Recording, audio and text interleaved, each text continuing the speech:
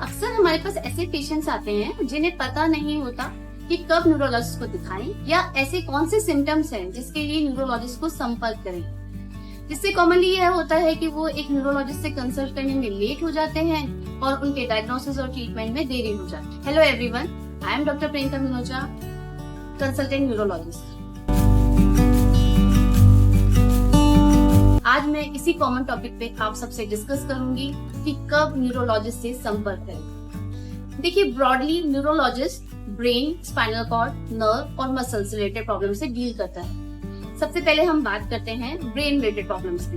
Brain का most common symptoms होता है हेडेक यानी कि सिर दर्द होना, जो कि डिफरेंट टाइप का हो सकता है, जैसे कि माइग्रेन।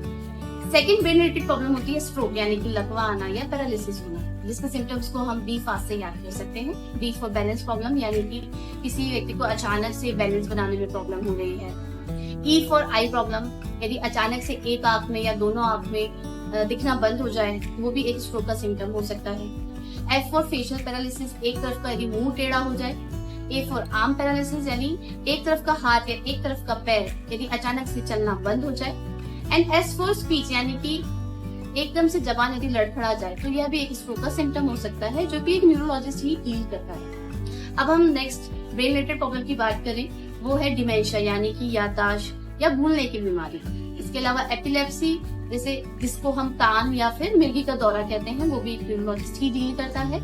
और नेक्स्ट कॉमन प्रॉब्लम है पार्किंसन डिजीज, जिसमें ओवरऑल एक्टिविटी स्लो हो जाती है, हाथों या पैरों में कंपन होने लगती है, चलने में प्रॉब्लम होती है या चलने में लड़खड़ाहट होने लगती है। तो ये कुछ ब्रेन रिलेटेड प्रॉब्लम्स है जो कि न्यूरोलॉजिस्ट डील करते हैं। अब हम बात करते हैं स्पाइनल कॉर्ड रिलेटेड प्रॉब्लम्स की, जिसके मेन लक्षण होते हैं गर्दन में दर्द होना, जो कि एक हाथ या दोनों हाथ की तरफ रेडिएट हो सकता है, जिसको हम सर्वाइकल की प्रॉब्लम बोलते हैं।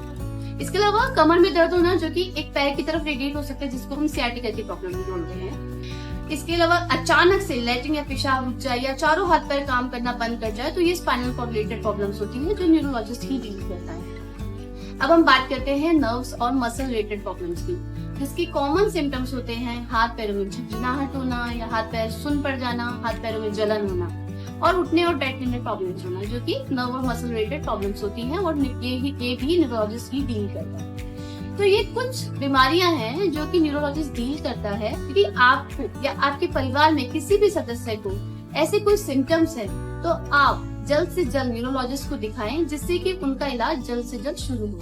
Thank you.